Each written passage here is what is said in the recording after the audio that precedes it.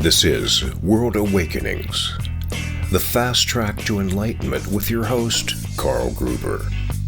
World Awakenings is a podcast dedicated to opening your mind, your heart, and your eyes to the fact that the world's population is now, more than ever, awakening to all things spiritual, metaphysical, and enlightening, and just how they play an all-important role in our daily life. So join Carl on this enlightening experience as he interviews metaphysical and spiritual experts to discuss, debate, and delve deeply into the hows and whys of this worldwide awakening. The law of attraction states that everything is energy and that like attracts like. True spirituality states that the only true reality is that of oneness, unity, and unconditional love and forgiveness. Together, these two are attached at the hip and perform a beautiful symbiotic dance together. Hi, I'm Carl Gruber, author of the brand new book, True Spirituality and the Law of Attraction, a beautiful symbiotic relationship. This is a book that will show you how to build a rock-solid personal foundation based on unchanging, eternal, universal truth that shows you how to become a consistent co-creator with the universe to create the life you love to live and live to love. Get your copy today of my new book, True Spirituality and the Law of Attraction, a beautiful symbiotic relationship, and learn how to manifest the life you truly desire to be living. Now available as an ebook or paperback on Amazon. Love Tuner is a revolutionary breathing and meditation device that combines a simple yet profound breathing exercise with the 528 Hz frequency, bringing you into a state of instant relaxation. The Love Tuner is a stylish necklace that comes beautifully packaged in an elegant premium gift box. Pull the Love Tuner out of the cap and place the rounded side with the engraved Love Tuner logo between your lips. Blow into the Love Tuner gently, like on a flute, to create a smooth, long note with a constant volume. You can make the note last as long as you like. After exhaling, inhale through your nose, allowing air to flow into the center of your body. Just leave the Love Tuner between your lips as you inhale, and then exhale again with the next note. Repeat as long as it feels good. We recommend at least 6 breathing cycles. After tuning, enjoy the silence and your fully tuned state of being. Caution: love tuning may cause miracles.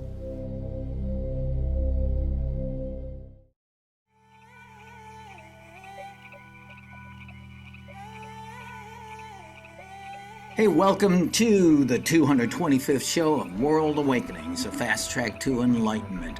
I'm your host, Carl Gruber. Now, as host of this show for the last 7 years, I've been blessed to bring you one-on-one conversations with some of the world's top experts, masters, and teachers in the world of spirituality, metaphysics, and enlightenment, and even some ascended masters and channeled beings of light and love. Now, I do believe that today's show will keep this theme going really strong. But first, let me remind you that not only can you watch this show on YouTube, but also on the brand new TV network, New Reality TV. Just click the link below in the show notes to find out more. There's some cool stuff happening on New Reality TV. So our guest on today's show here on episode number 225 is Dr. Yafi Yair, and she is a clinical psychologist, multidimensional channel, and author who bridges science with the unseen realms. With over 2 decades of experience, she channels Hathor, earth spirits, fairies, and extra-dimensional beings, delivering profound guidance on consciousness healing and humanity's evolution, some of my favorite topics. As the author of Conversations with Hathor and Conversations with the Earth, Dr. Yafi also does channeling, light language, and live readings, and offers transformative insights that captivate and accelerate your awakening. And with that, welcome, Dr. Yafi. Hello. Hi, Carl. Thank you for having me. Well, like I said earlier, I'm so grateful. We kind of arranged this on short notice, and you were so kind to decide to be on the show, and I really appreciate it. And I was looking at your bio and everything on your website. You're not the first guest that I have had on the show that started as a psychologist who then opens their heart and mind to the truth of different realities and perspectives. What got you interested in psychology in the first place? Yeah, isn't that interesting? Such a seemingly unlikely path, yet not so uncommon. So, what first interested me in psychology? When it was time to uh, choose a profession, to choose an area of study, I thought psychology was the obvious choice. With my fascination with human mind, human potential, consciousness, I couldn't imagine a better fitting field. And I remember actually that's what I put on my application for graduate school when I applied for doctorate. When they asked why psychology, my answer was I cannot imagine anything else that fits my path, my journey more than psychology. Now, many years later, looking back, I realized that psychology was really the tip of the iceberg because as a clinical field, as a mainstream field, it tends to be a little rigid, a little more in the box, and not as open-minded as I need. Yeah, as I need my personal path, my professional path. But back at the time, it seemed like it was the perfect and possibly only fit. What was your PhD thesis on? So it was about treating women that experienced severe trauma, that other treatments were not really successful. And my finding was that the more holistic the model was, the more it included alternative treatments such as art therapy, for example, in addition to mainstream therapies. So the more holistic and the more immersive the treatment was, the better the results were. And at the time, not surprisingly, the model was European. So my findings were mainly based on German treatments at the time. Wow, what a great theme. Unfortunately, women around the world experience so much trauma, and women are so dominated and suppressed still in so many cultures in the world. So, well, I'm sure that was a beautiful thesis too.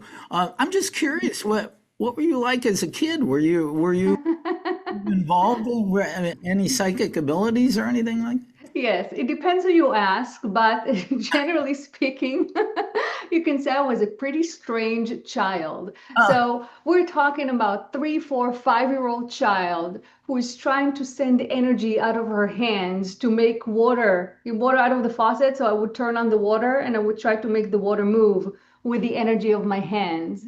I would try to hypnotize. I actually used the word hypnotize my friends with my hands. I don't think I understood what hypnosis was. yeah. I would try to hypnotize friends with my hands, trying to control their mind in a way, in a playful way, of course. We were kids playing around. I was trying to, with the aid of other kids in the neighborhood, to meditate together and try to levitate Oh, by meditating. So I had all those strange ideas. Nobody knew exactly where they came from. And as you can imagine, some of the parents embraced me more than others. yeah. I can imagine the teacher calling your mom, said, 5, 6 years old, and, ma'am, Yafi is trying to hypnotize her fellow students again. Can you do something about that? So my mom did get a phone call, but it was even crazier than that. So that's where my scientific curiosity began waking up.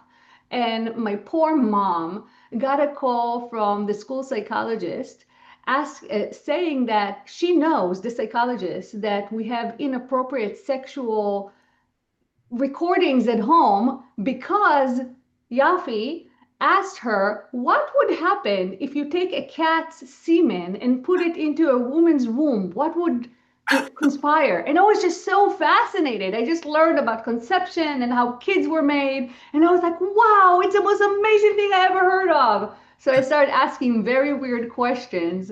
my poor mom had to deal with the consequences. Oh my God. Wow. You're not my first guest to tell me they were a strange child, and then you develop into this beautiful human being. So, well, also, Thank you you. know, we mentioned right away that you are a channel for various beings and multidimensional beings. Um, Yeah, so I became a strange adult.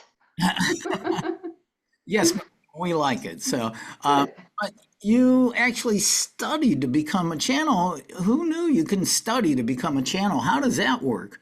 Yeah, I even teach channeling. So now, for a few years now, I teach light language and channeling. And light language I do consider as channeling.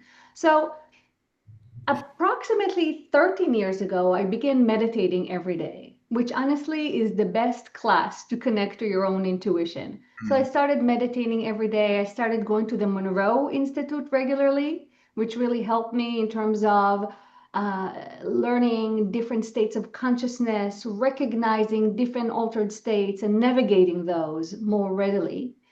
And I also did all kind of trainings and read all kind of books in terms of developing my intuition, developing my psychic ability. Back then, channeling was still too woo for me. Mm. And indeed, I did offer a couple of channeling groups, and the people I was with were very excited about the information that came through. They felt was real channeling. But me, as the practitioner, I felt it was too unreliable. I didn't feel comfortable offering something like that professionally and even personally because it wasn't verifiable. I felt like, I'm not really into it. I'm going to put it aside. And then in 2019, and then in 2020, we had the COVID shutdowns. And right before the shutdowns, the name Lisa Royal Holt, which you may know, some people may know, her name started popping from different directions, a name I never heard before. And lo and behold, she was a famous channeler that was just going to begin offering channeling, long form, so many, many months channeling training.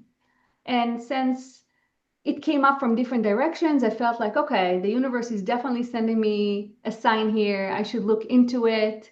And of course, her class was already fully booked, and somehow I got in. Everything aligned. And in that space of training, in that space of playfulness, I really found my voice as a channeler. It wasn't, I really needed to put aside the pressure of whether I'm offering it professionally or not, and instead be in a space of training. I'm learning, I'm training, I'm playing around, and I'm playing around with others that were also beginner or trainee channelers. So it gave me a really open space and playful space to practice in. And as I mentioned, the training was quite long. We're talking either 6 or 7 months, I think. Mm. So my confidence built over that time. My experience increased with specifically with channeling over that time. And we're talking a lot of practice. As I said, it was COVID shutdown. There was nothing better to do with my time other than taking my dog out 10 times a day. So I really, really dedicated myself to that training, whether it was the breath work or added meditations and body work and the actual practice of the channeling. And when the training stopped, I didn't. So I continued channeling regularly. By that point, Hathor was a regular. Before that, I didn't realize it. She was just one of the many, many wild sources I gave a voice to expand my experience and my learning. And at that point, as I said, Hathor was already a regular. And I opened the group to the public. At first, it was just my friends and other channelers. And then I opened it to the public and I never stopped. It Yeah. became my main focus of my life, of my work, of my fascination, and definitely the most mind expanding and heart opening journey more than I could ever imagine. Yeah, yeah, I couldn't imagine it, but here you are. Now you now channel the Hathors, some multi-dimensional beings. You also channel fairies, extra-dimensional beings, and even the Earth itself. And plus, you speak light language too. What was your Yes. first ever channeling like? Do you remember it? The first ever was of Jesus. Oh, wow. Yeshua. And just a little bit of background, I grew up in Israel. I had no concept of Jesus. He was mentioned very, very briefly in my schooling. We're talking about either elementary school, middle school, somewhere in my school, he was mentioned briefly, and that's it. So I didn't really have a good concept. But he was the first one that came through. And I didn't know who I was channeling. My husband had the card. So first, Lisa, the teacher, picked a card and she gave me Jesus' ascended name. So I didn't even know it was Jesus. So again, I didn't know I was channeling. And the second time, my husband picked a card out of a whole deck. And without me knowing who I was channeling and he was asking questions. Again, all a part of the practice. And what a coincidence, both times Jesus was selected for me. And both times I didn't know it. And how it felt very natural to me. That was the first word that came to me back then, and even looking back now. So it just felt very, very natural. It felt like an extension of my already existing practice. I was already doing psychic readings for maybe 6 years at the time. So it didn't feel different, and it felt so normal that for me, I guess as an individual, it became a part of the question, is it real or am I just making it up? Because it just felt natural and normal, and I felt the flow of energy. I saw visuals in my mind's eye. So in the second time, when my husband was the one picking the card, I closed my eyes and I remember saying, oh, before I'm even starting channeling, I can tell you that I see this being with light all around him, and I see people bowing down to him, and it feels very biblical to me. And my husband went, and then I closed my eyes and went into the channeling mode, and my husband was asking questions. And we don't have a recording of that, unlike all the following channelings that I have recordings of everything. That I did not have recording on. But what I do remember is me talking something about that he was always with me and stuff like that. So I assumed I was channeling. If you ask me, who do you think you're channeling? I would be like, oh, probably my guides. The card probably said spirit guide. I had no idea it was Yeshua. So that's how it just felt expansive, beautiful, flowy, and very natural, very right, very appropriate. Just felt good. Wow, that is so awesome. Now, are you a trance channel? Do you or that which usually you don't remember what you said or what came through you? So I'm considered a semi-conscious trance channel. Hmm. So I do put myself in a state of hypnosis or meditation or altered state. There are different words that really describe very similar ideas. And I go backwards, not backwards, I go inwards. In inward, it's like I'm taking the back seat. So I'm still there somewhere. I'm not as alert and as participating as I am in the conversation right now, but I am alert somewhere in the background. So I'm not completely gone. And when I'm back, the memory is there, although a little hazy. So just recently, I re-listened to an interview that I did and a channeling that I've done because I remembered that a lot of new information came through. And when I listened to the channeling, I was shocked. I remembered maybe half of it. And Yeah. I really thought I had a very vivid and clear memory of the whole thing. And I was really surprised that there were things that I did not remember at all that came through. So, do I remember it? Yes. Is it as clear or as present as I think I am? No, no way. So it's somewhere in between. It's very similar to remember dreams upon awakening, or if something later in the day triggers the memory of the dream. It's very similar to that. Now, we've already mentioned a couple times these beings called the Hathors. Who are they and why did they choose to come through and speak through you? Yeah, so the Hathors are a collective from the Sirius star system. And you can also speak of them as a singular. Both are fine.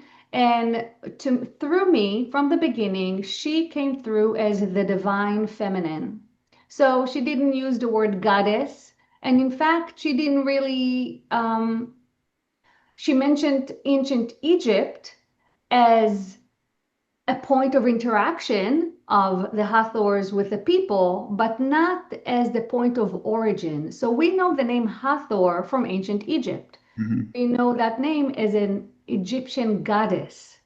However, what they explain is that their nature and their identity is much more broad than that, and that's just one name that one civilization gave them. So they've been called different names in different civilizations. And even if we include all the names they've ever been called, it still doesn't depict their full range of who they are, because names are really for the humans and they really put everything in neat, understandable categories. But with that help of understanding, we lose some of the accuracy and the nuance and the broadness of everything, really, when we use language. So Hathor, the divine feminine, also at some point a Sirius collective, and also beings and essences that have been interacting with our earth and with humanity since the beginning, since the very, very beginning.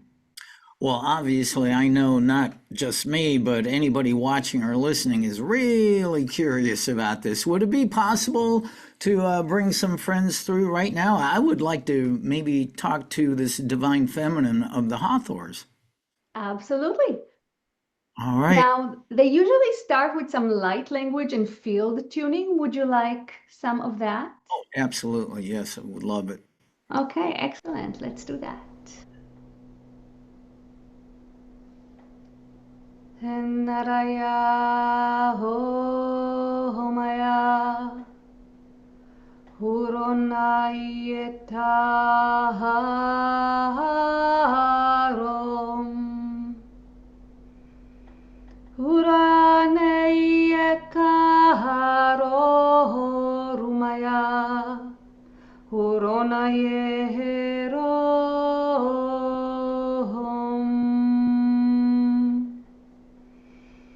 Nuroyenaharamai Hekranotorustoyo Homarana Niretayeheronui Kekrinataro Homaraniena Heranohorutorostayana Huromaye kakriena rohom Huronaya hekriano Huruye.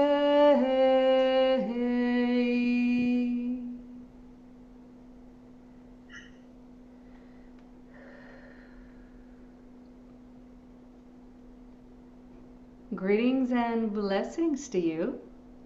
It is us, the Hathors, or I, Hathor, as you wish to refer to us.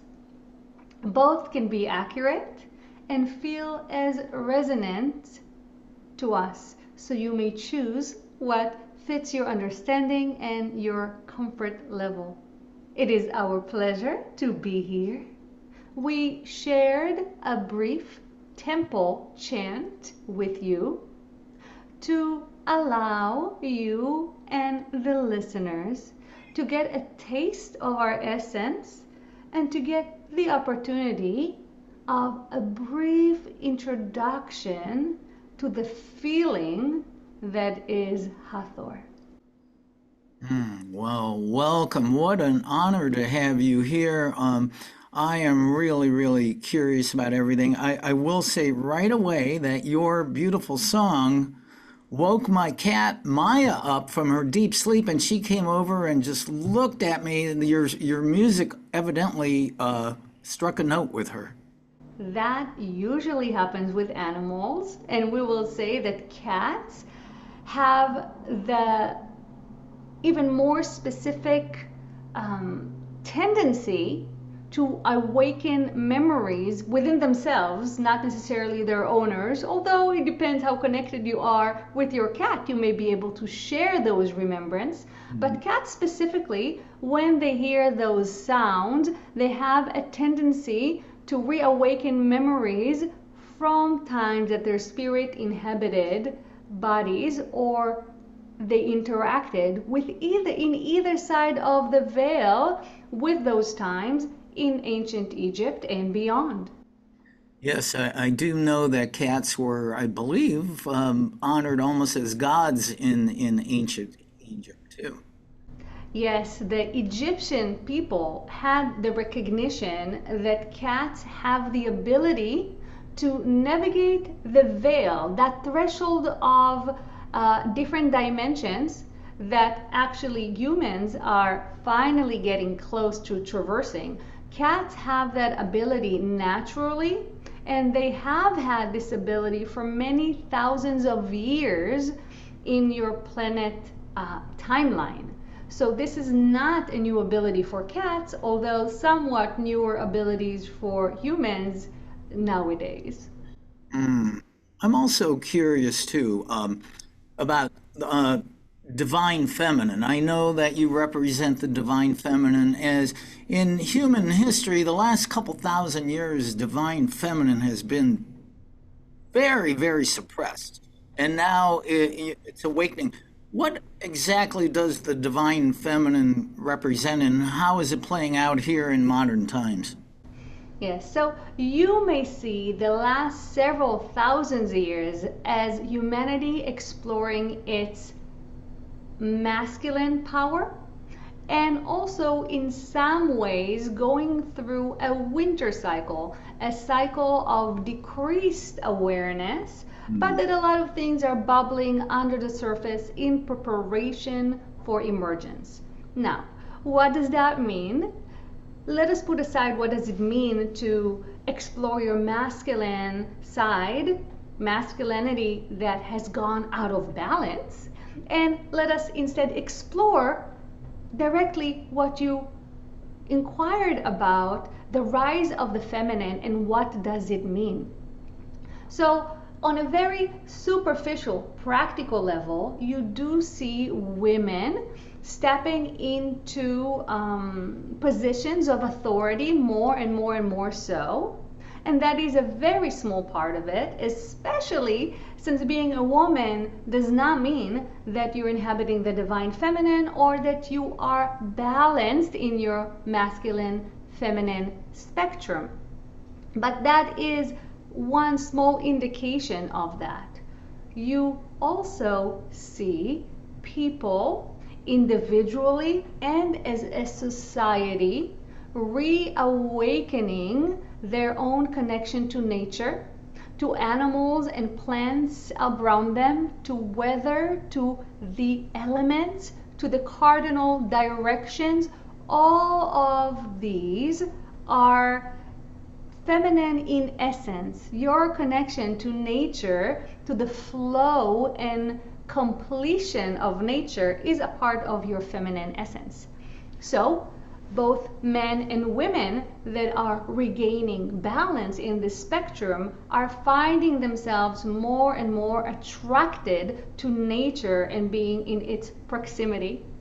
Another way, which is very significant, is the shift from being very mental, very intellectual, very left brains, as you often call it in your world, to more heart-centered, to more feeling-oriented, and more right brain, which also include creativity. So you see these shifts happening both individually and globally to humanity. And these are just some examples, as there are more examples that are specifically feminine in essence. Now, as we mentioned, feminine does not equate to a woman. Any man in your world today that is not getting more comfortable with feminine presence, that is not specifically addressing being aware of their emotions, connecting to their emotions, being able to let go of strict structure and go with the flow when needed and go to trust when needed. Any man that is not experiencing these is pushing themselves away from the evolution that is currently taking place and is choosing fear over progress. Fortunately, the vast majority of you are experiencing it in your own unique personal way and applying onto yourself those larger understandings that in past decades were notions, were mental notions, but are now becoming a reality that you inhabit with your body, with your mind, and with your heart. Wow, beautiful explanation. And many of the things that you mentioned here, at least I consider it fortunate. I was fortunate to be a young man that grew up during the hippie era in the United States. And that I consider that to be the beginning of that shift in consciousness. And it continues and has expanded in exponential ways, of course. Indeed, the hippie movement, as you refer to it, was one of the spikes of the divine feminine raising its head in attempt or in beginning of penetrating the membrane of masculinity that has been keeping your world the way it is. Well, also, too, you began this with a beautiful song. Now, a few weeks ago, I had your friend Tom Kenyon on, who channels Hathors and does beautiful music through that. And I understand that Yafi does, too. How does sound and music, musical tones play with the Hathor experience? Yes. So sound and sound as frequency is actually one of our specialty. And it is used both medicinally, therapeutically, but also as a tool for upliftment. And with that, which is the essence of it, that a tool for attunement. So the way we use sound is to help people attune to their most harmonious frequency, their own most harmonious frequency, which then begins vibrating in coherence with others who have reached this balance and with our own harmonic resonance as sender of the tones. So this is one of our specialty, and in your world today, it has the layer of music as you know it, popular music, sound healing music. This is all coming together as the aspect of enjoyment, which is more significant than you realize. It is not a waste of time. Enjoyment is a very good way to reach attunement, to reach that level of coherence, to raise your frequency and move from the mind to the heart gateway. So enjoyment is very important in that way. So music brings enjoyment, but also now the understanding that music is frequency, the understanding that sound has an impact on your body and on your mind is awakening more and more, ushering a new era of medicine. And we're aware that this is a very big statement.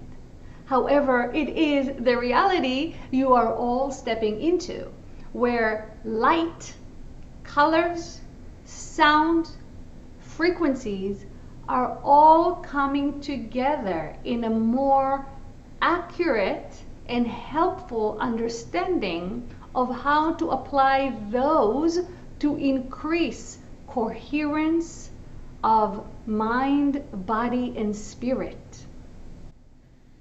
Wow, that is a beautiful explanation of that too, and sound is such an enjoyable part of my life, specifically music. We are speaking to our friends, the Hathors, coming through Dr. Yafi Yair. I would like to find out, who are the Hathors? What is your origin in from there? Who are the Hathors? Yes. So, as a divine feminine, our origin is the initial flow of creation emanating from source. And because it is such a big statement, we will leave it at that for now. Yeah. Now, beyond that, we can say that we'll talk about things in linear time to aid the understanding for you and others. So at some point in time, we began incarnating as physical beings on the star, in the star system of Sirius B. Sirius B is a star, and indeed, in non-physical terms, we first integrated with the star both Sirius A and B. However, in terms of physical being, we began our journey as physical beings in the Sirius B star system on a planet there. A planet not too dissimilar to your lovely Earth. There we evolved mainly as water-dwelling beings, and we reached what you would consider a very high level of intelligence, both intellectual but also spiritual, and came together as a collective with the intention to aid life, intelligent life, across your cosmos.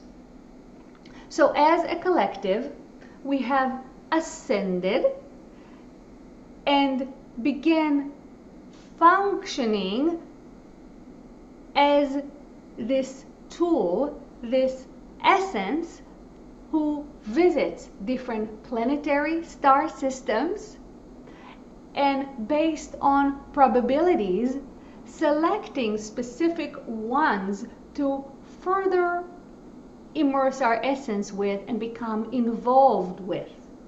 Your beautiful Earth is one such planet. And therefore, on some levels, you may say that our essence is imbued within the Earth, leading to the connection that we mentioned before of our essence with the world of nature, wildlife, plant life, and even rocks and minerals. So that is who we are, and our initial involvement with humanity. Since then, the interaction has evolved with the evolution of humanity itself, especially during times of very intense and rapid changes, which happen in cycles. So we know when to be more involved and when to be less involved, depending on the cycle of evolution you are in. But when there are times of intense changes, of enhanced energy and intensity, we often come forth as beings communicating in levels that are appropriate for the individuals and the society. So many of you know the name Hathor. We are from ancient Egypt. That's the name we were given then. And we're saying we were given because there's always some matching between what we're able to convey and what the people are able to receive. And also the name sounds different from language to language, planetary languages. So we became involved in ancient Egypt. We did not incarnate into babies or preborn babies. We densified our light bodies to the extent that people could interact with. And we indeed interacted with people in physical ways in ancient Egypt.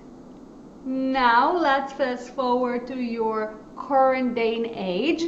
We began our communication with very specific individuals, such as Tom Kenyon, such as Dr. Yafi. First only in consciousness, and now, and we're talking of your present, the contact is becoming more and more physical in preparation to become fully physical, similar, not identical, but similar to the way it took place in ancient Egypt. Well, folks, we just got a history lesson here that you will not see in a book in our schools here on Earth. Not yet. Not yet, yeah. Well, I've actually had Othello, an ascended Sirius B master, on the show a couple times coming through Christina Hill. And Othello verified what you said, that you were water-based beings. She says that dolphins here on Earth are actually originate from Sirius B. Yes, there is a very close association between dolphins and beings from Sirius B. The only qualification we'll put on it is that the seeding is done in a way that then the body can evolve and adapt to the local atmosphere, environment, climate, etc. So it's not that dolphins are exactly the way the beings were on Sirius, but there is a shared essence and even a shared physical resemblance. Beautiful, beautiful information. So, well, our friends, the Hathors, thank you. Thank you for blessing us by being on World Awakenings. You're amazing. Thank you for doing what you do and helping humanity survive the current craziness.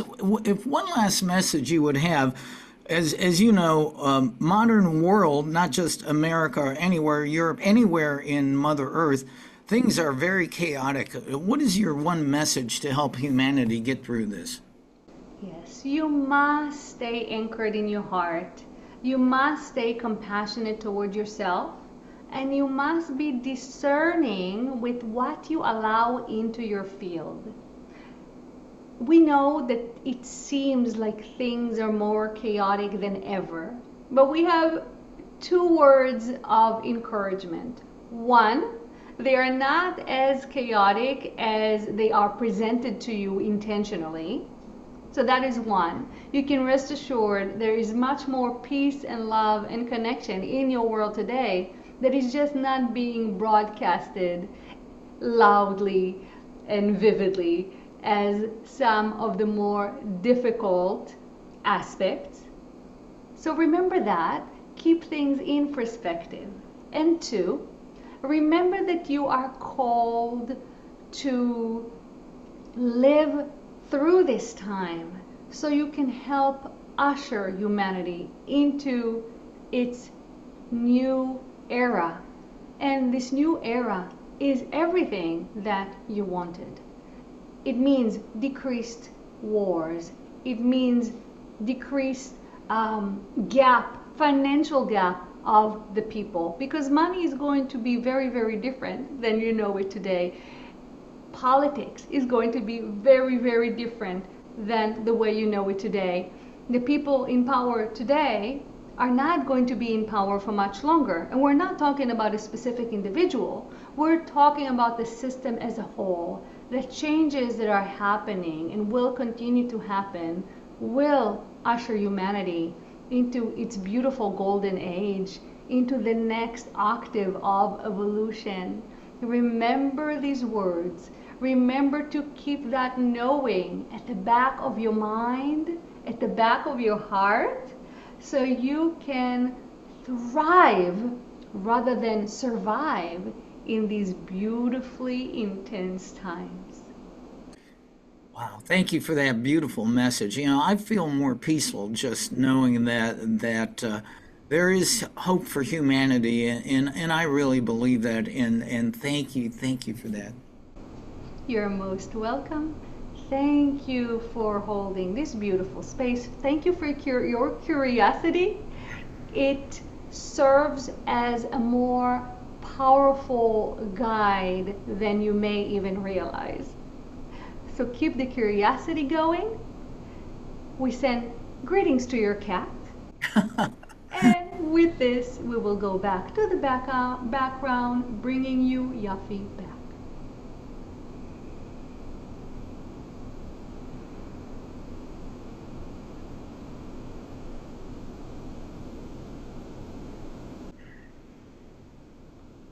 Welcome back.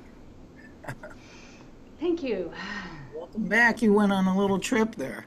Yes.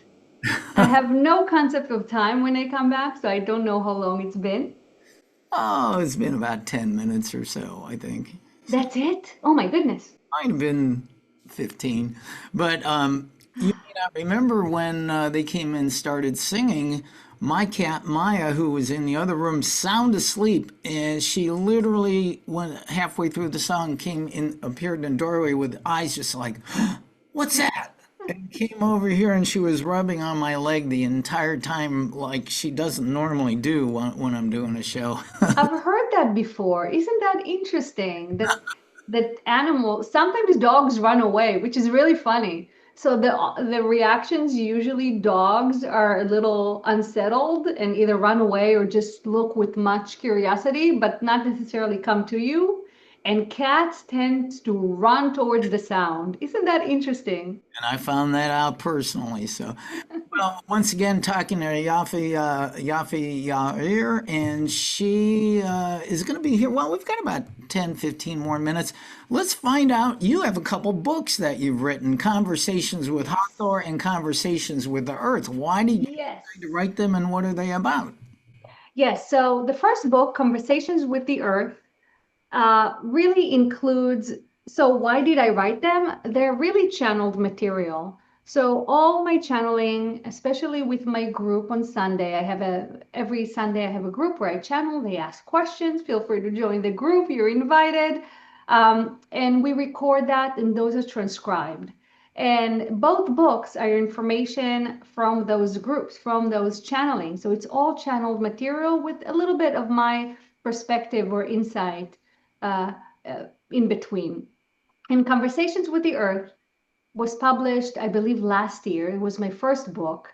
And it really documents the wild ride of a beginner channeler calling any wild source you can imagine. So I channeled different earth elements. I channeled different star systems, different collectives, different councils, the hybrid children, anything that you can imagine. Um, I called forth and I channeled, and my group would ask questions, often about humanity, about the changes, about the times that we're in, and information that they can give us. And different sources have different perspectives and different points of wisdom to share. So that's really, really fascinating. So I'm really curious about the book Conversations with Earth, as we are aware that Mother Earth is an aware, alive being, entity, and you can actually talk to Mother Earth. I believe you channel fairies that are part of the Guardians of Earth. I channel a specific fairy. Her name is Viola, and she is one of my counterparts, which means on some reality, on some dimension, I was or am or will be a fairy named Viola. Mm. And I channel her, and she's just bubbly, full of energy, and she feels very intense to me. She talks fast. Her light language is so fast, it's almost impossible for my physical body to keep up with. Hmm. So yeah, that's the fairy that I channel. Oh, I wish we had more time to talk to Viola right now. So it would be great to have. Maybe we'll do another show and have Viola come on. Um, so these books are available. The Divine Feminine that just came through in the Hathor had some amazing information, and I really appreciate it. Like I said, basically gave us a history that we're not going to read in school books. Yeah, yeah, yes. The history that we're being taught is very controlled, narrative wise, and has an agenda, really, to portray things in a certain way. But it's not only nefarious agenda, it's just limited understanding. Us as humans, and especially if you think about mainstream science, right? Hmm. We're very, very young in our understanding, and we're really only beginning to even accept uh, longer history than the ones that we have in our books. It's like the world began a few thousand years ago, and as if culture just began a few thousands or a few hundred years ago, and if as if nothing existed beforehand. And even with humans, Homo sapiens, I know from when I started, I'm very interested in anthropology.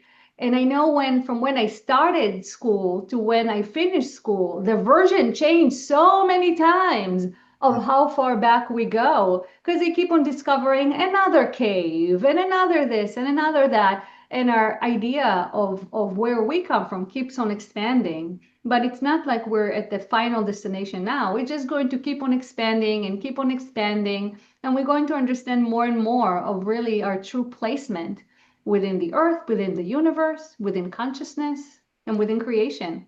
Gosh, and I'm so glad I have this show so we can talk about this stuff. Well, Yafi, I did believe I read that you're an intuitive. Now, do you use what you do for healings? Can you heal people and things?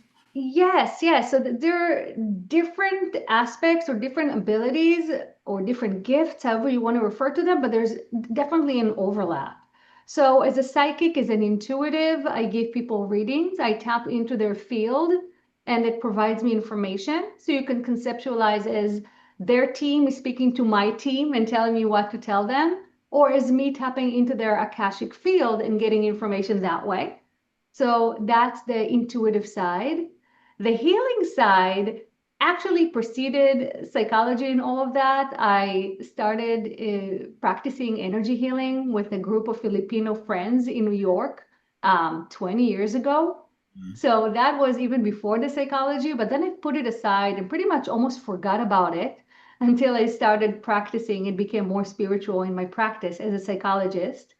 And now my energy healing changed even more as it's often combined with the light language. Hmm. So people get light flow sessions from me where I move the energy, which means opening blocks, helping you resonate in coherence, definitely increasing wellness, and also giving you a boost of energy.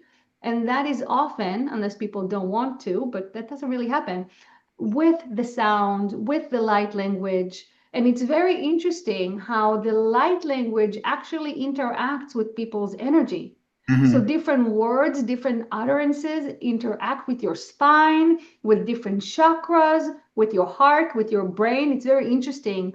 And the sound, the tones, and the tuning interact with your field on a more general, broader way. So expanding it as needed, pushing energy through as needed. So there's really a very direct effect of the sound on your field. Well, again, we have Dr. Yafi Yair. I know our friends listening to this episode may not be able to see, but those two gigantic crystals behind you are amazing, and they're Thank like you. a butterfly behind your. Yes, my amethyst wings. Oh my gosh, those are amazing. Yes, I love, love amethyst. And these were a gift to myself. Not long ago, I decided I deserve a nice big gift. I don't really buy myself many gifts, it's not really my tendency.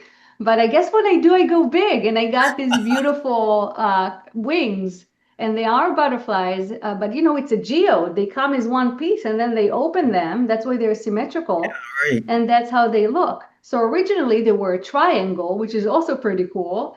And now when you open the triangle, they're butterfly wings. And I think quartz in general, I love quartz in all its colors, shapes, and forms. I think it holds so much energy and so much purity. Yeah, yeah, that sounds like you. I love it. So now I understand we're going to wind up here. You do a number of workshops. I think I saw you have, you're going to Egypt in January. Can you tell us about that? And also, what's your website where people can find you?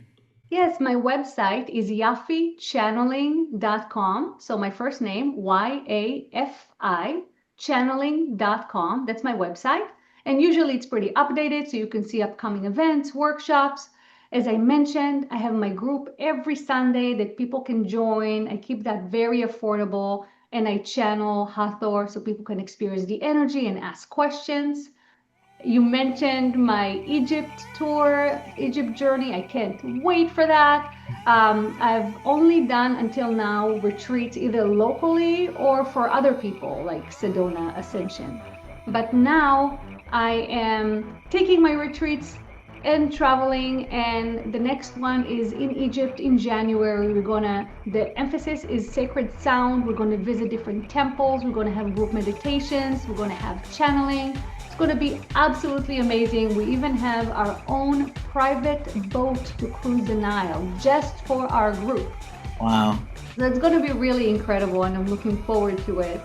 What else do I have coming up? I teach light language and channeling. It's something I'm very passionate about. It's such a fun way to connect to your intuition, to connect to your own voice, to learn to become a channel. And it doesn't mean necessarily that you're going to be a professional channeler, but channeling is everything. If you're an artist, if you're a musician, if you just want to develop your intuition, if you just want to have a better relationship with your voice, these are all beautiful, beautiful goals and ways to explore that. So I really, really love that course. Wow, this has been an amazing journey having you on here, and just a beautiful, beautiful experience. Dr. Yafi, thank you for being on World Awakenings and bringing all your light and love here. Thank you, Carl. It's been my pleasure.